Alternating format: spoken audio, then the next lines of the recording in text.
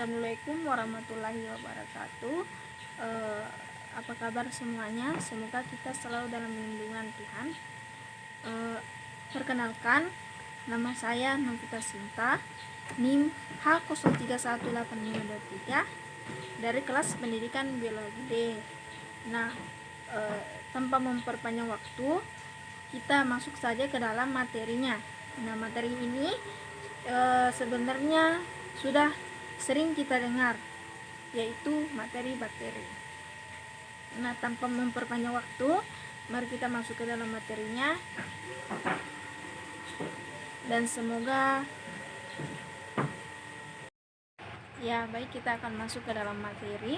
Yang pertama, kita harus mengerti dulu apa itu bakteri.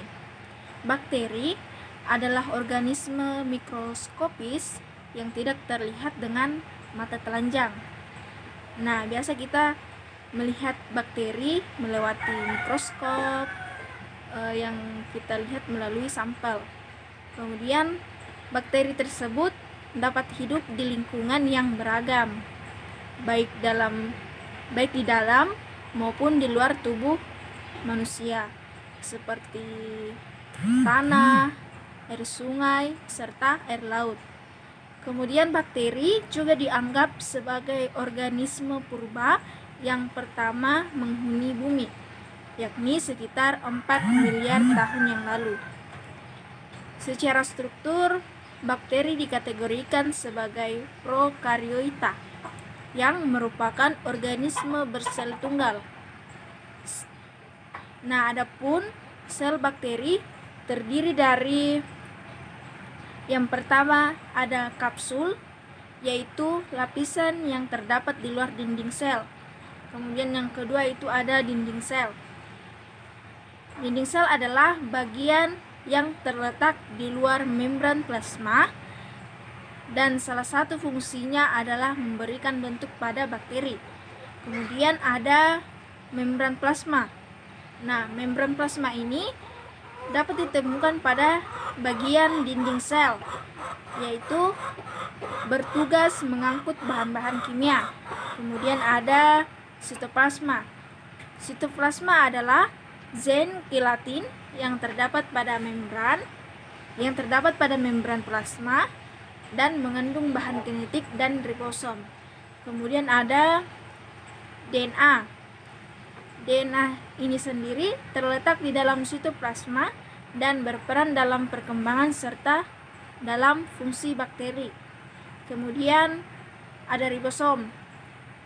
Ribosom sendiri ini adalah partikel kompleks yang menjadi tempat protein yang dibuat.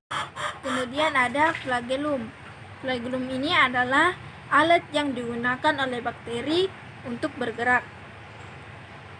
Dan terakhir yaitu ada pili. Pili tersebut adalah struktur yang berkontribusi terhadap penyebaran penyakit karena memungkinkan sel bakteri untuk memindahkan bahan genetik ke sel-sel lainnya. Ada beberapa jenis-jenis bakteri berdasarkan bentuknya. Yang pertama ada yang berbentuk bulat, yang berbentuk silinder, dan berbentuk spiral. Nah, jenis-jenis bakteri berdasarkan lingkungan dan tempat hidupnya pun ada. Yang pertama itu ada aerob. Bakteri ini membutuhkan oksigen untuk bisa bertahan hidup. Beberapa jenis bakteri aerob dapat memicu masalah lingkungan seperti kekeruhan dan bau busuk. Kemudian ada yang disebut dengan anaerob. Anaerob ini tidak memerlukan oksigen untuk tumbuh. Pada manusia, sebagian besar bakteri anaerob terdapat di saluran pencernaan.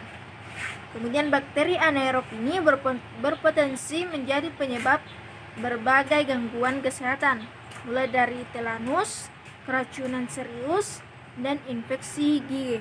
Kemudian ada anaerob fakultatif. Bakteri ini mampu bertahan hidup dengan atau tanpa oksigen. Mereka bisa ditemukan di tanah, di air, dan di tubuh manusia atau di tubuh hewan. Kemudian ada jenis-jenis bakteri berdasarkan warnanya. Pewarnaan tersebut bermanfaat untuk memudahkan pergolongan bakteri. Ketika diwarnai, untuk tampak warna biru pada bakteri gram positif dan merah pada bakteri gram negatif. Sebagai contohnya, saat bakteri memiliki warna tampak bulat di bawah mikroskop dan berwarna biru, bakteri ini sudah bisa dipastikan sebagai Staphylococcus. Sekian materi dari saya. Semoga adik-adik semua dapat memahami, dan selamat siang. Terima kasih.